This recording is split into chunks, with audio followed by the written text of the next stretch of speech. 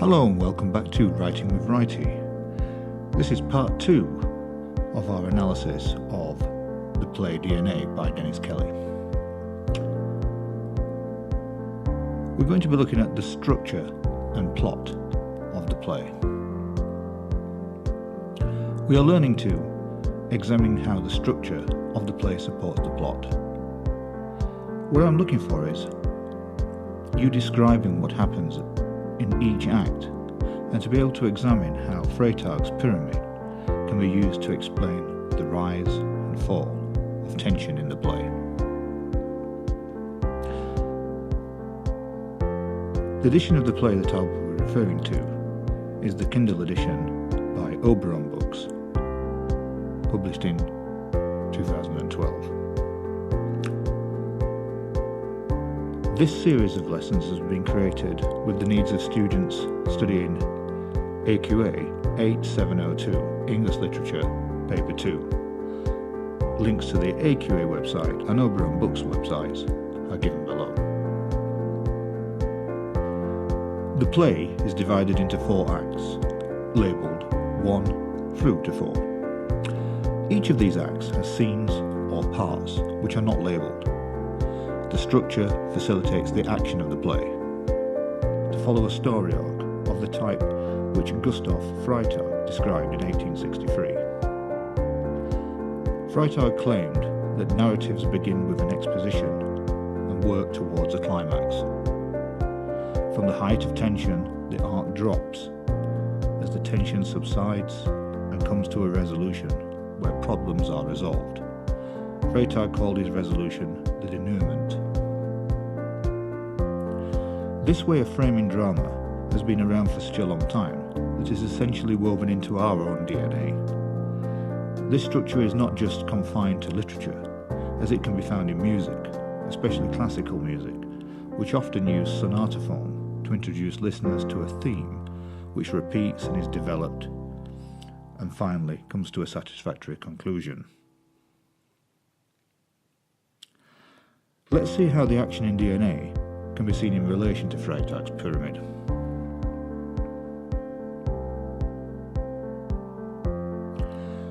Act 1 presents the characters with a problem. Adam, an unnamed character at this point, is revealed to be dead. This death is a problem that is exposed right from the beginning of the play. However, the play isn't really about Adam. His story is merely a subplot within the wider story, which is about a gang or group of young people who have to come to terms with Adam's death, which they were responsible for, and how they choose to deal with the matter. In this sense, Adam's death is a plot device. Towards the end of Act 1, the drama becomes more intense. Having been faced with the problem of Adam, the gang decide on a way of diverting blame from themselves onto a fictional person. It is Phil who hatches the plot to frame an innocent man, and Cathy who decides that a local postman should be that innocent man, made guilty by Phil's fiction.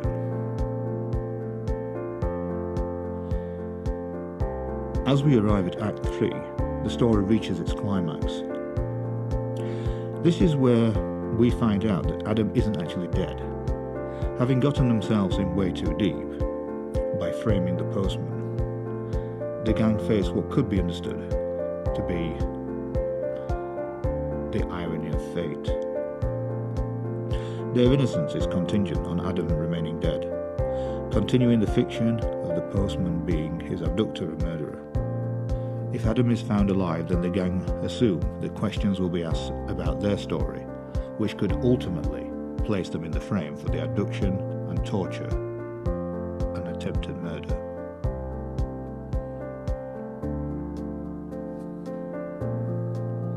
The irony of fate is something that was often explored in Greek mythology, where characters were forced to realise that they were not actually in control of their destinies, but were merely pawns in a game being played by the gods. In DNA, we are not presented with this god scenario. Instead, fate itself assumes the role of the gods, and the gang are obliged to face up to the reality that their attempts to twist and avoid their fate is largely futile, as the world is much bigger than them. DNA as a concept could be seen as acting as a metaphor for life, where human experiences are woven through the fabric of our lives. Arguably, Kelly is warning us of the consequences of trying to interfere with the natural course of events. It is as if that by changing our fate, we are modifying our very own DNA and creating something which is monstrous and out of control. Such explorations are built upon an established literary tradition. Consider Mary Shelley's Frankenstein and Stevenson's The Strange Case of Dr. Jekyll and Mr. Hyde. A twist in the plot arrives when we are led to believe that everything has been resolved. Adam isn't dead, and the gang can return to normal life. However, this isn't the denouement, nor is it a happy conclusion, as Phil decides that the best resolution is to actually kill. This grave act is delegated to Cathy, whose sadistic tendencies seem to develop as the play progresses. An effective play does not need to provide answers. It provides questions about ourselves and our society, which we are left to ponder over. Arguably, DNA raises questions about how people behave and react to situations, how events and environment can lead people to actions which they may regret, and how people, especially young people, can be influenced by their peers. Such ideas are not new to literature. For example, William Golding explored a similar idea in Lord of the Flies.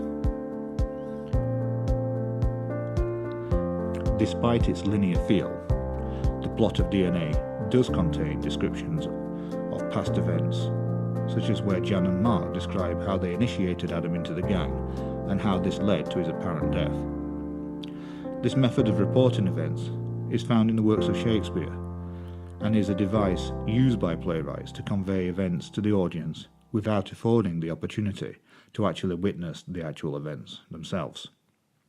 Sometimes this technique is used to avoid having to act out perhaps complex and technical movements that might not be possible or feasible on the stage. In this case, by making the audience third party to events, an additional layer of realism is given to the play. Thank you for watching. I hope you'll stick around for part 3 when we discover themes in the play. Bye for now.